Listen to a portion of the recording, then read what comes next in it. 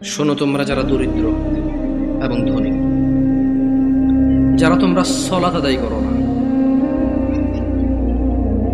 নয়াপাড়ার মানুষ তোমাদের নবী মুস্তাফা সাল্লাল্লাহু আলাইহি ওয়াসাল্লাম মৃত্যু সজ্জায় বারবার উঠে বলেছে সালাহ সালাহ সালাহ, নামাজ নামাজ নামাজ। এই নামাজ তোমরা যারা আদায় করো না, তোমরা জেনে রাখো নয়াপাড়ার মানুষ, ও নয়াপাড়ার মহিলা ও পুরুষরা, ধনী দরিদ্র সুস্থ অসুস্থ, তোমরা যেই হও না কেন, তোমাদের উপর তোমাদের রব দিনে 17 রাকাত নামাজ ফরজ করেছে।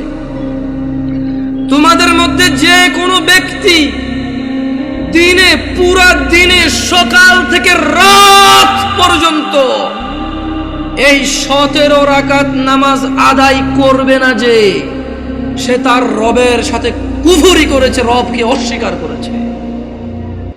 ক্ষমা চাও তোমাদের রবের কাছে। আজকের এই মাহফিল তোমাদের জীবনের নামাজ ত্যাগের ইতির দিন হোক।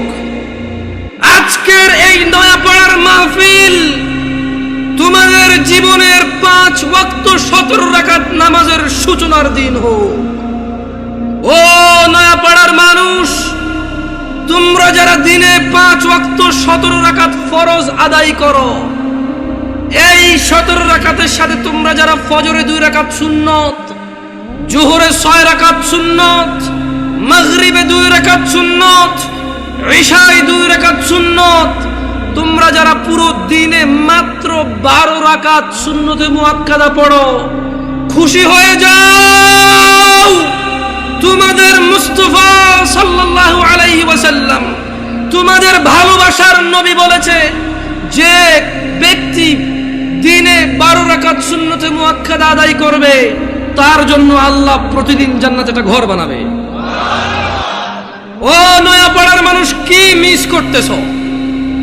নয়াপাড়ার মানুষ, তোমাদের রাসূল প্যারে হাবিব সাল্লাল্লাহু আলাইহি ওয়াসাল্লাম বলছেন, ফজরের 2 রাকাত সুন্নত এ পুরো দুনিয়া আর দুনিয়াতে যা কিছু আছে সব কিছুর চাইতে উত্তম।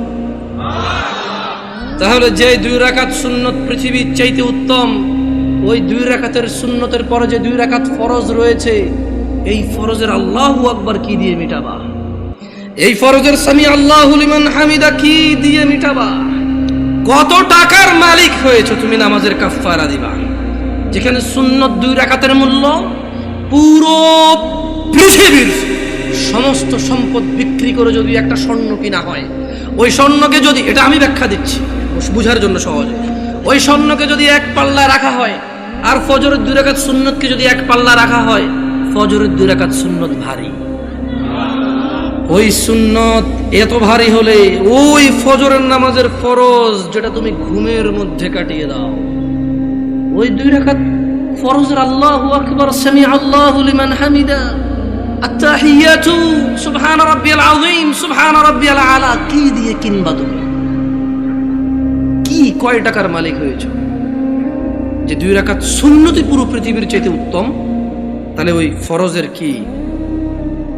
জেনে রাখো উম্মতে মুহাম্মাদরা সাল্লাল্লাহু আলাইহি ওয়াসাল্লাম, তোমরা ভেবো না এই মাহফিলে 2 লাখ টাকা দিয়ে জিতে যাবে।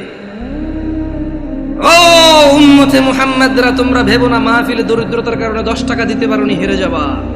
জেনে রাখো 5 ওয়াক্ত নামাজিরা মহিলা এবং পুরুষরা, আল্লাহর নবী সাল্লাল্লাহু আলাইহি ওয়াসাল্লাম বলছে, কিয়ামতের দিন বান্দার সর্বপ্রথম হিসেব হবে নামাজের।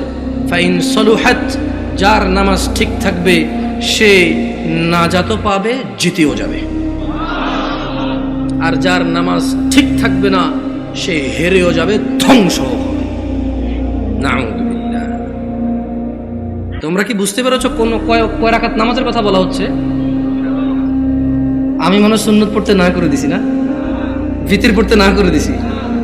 ভিতির এমন একটা নামাজ, সাল্লাল্লাহু আলাইহি ওয়াসাল্লাম, তিনি সাল্লাল্লাহু আলাইহি ওয়াসাল্লাম কখনো ভিতির ছাড়তেন না, 1 রাকাত হলেও পড়তেন।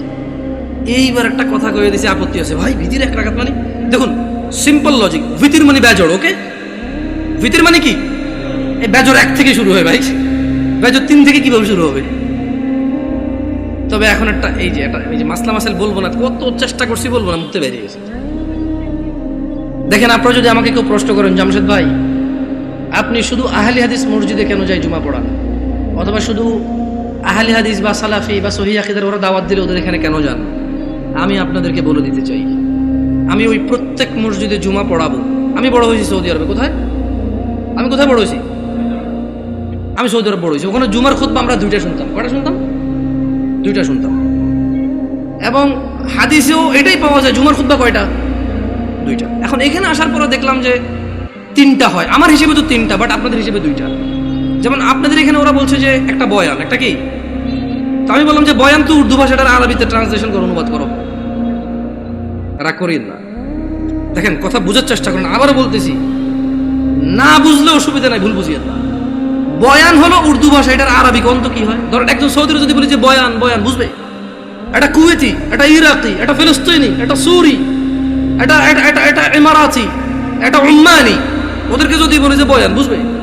বলতে হবে কালাম আরবি, কালাম আরবি। ও বলবো যে আরবি কো, আরবি কো। আরবিতে বয়ানের আরবিটা কি? হ্যাঁ, খুতবা। আমিও তো তাই বলি, 3টা খুতবা দেন। মানে আপনি যদি এখন আমারে বুঝান এটা লাউ এটা কদু, জামশেদ ভাই 2টা, আমি বলবো যে না ভাই, এটা লাউ এটা কদু জিনিস একটা। আমি বলবো এটা পেন এটা কলম, এরকম না, এটাই পেন এটাই কলম। বুঝেন নাই? আমি এভাবে মানবো না। আমি হয়তো ইসলাম নিয়ে অনেক গবেষণা করতে পারিনি, হয়তো অনেক সুশিক্ষিত হতে পারি, কিন্তু ভাষা বুঝি। উর্দু ভাষা আমি বুঝি, আরবি ভাষা বুঝি, বাংলা ভাষা বুঝি। হয়তো বাংলা ভাষা ব্যাকরণ তো ভালো বুঝি না, হয়তো অনেক বাংলা লিখতে পারি না আমি এখনো, কিন্তু আমি কথা বুঝি ভাই। আপনি যদি বলেন যে এটা কলম এটা পেন, আমি বলবো নো, এটাই কলম এটাই পেন। ইংরেজিতে পেন, বাংলাতে জিনিস কয়টা? ভাষা কয়টা? ভাষা 5টা হইলেও জিনিস কয়টা? আমিও কই বয়ান মানি, এটা আরবিতে ট্রান্সলেশন করলে খুব হবে। ভুল বুঝিয়ে না, আবার বলতেছি শোনেন।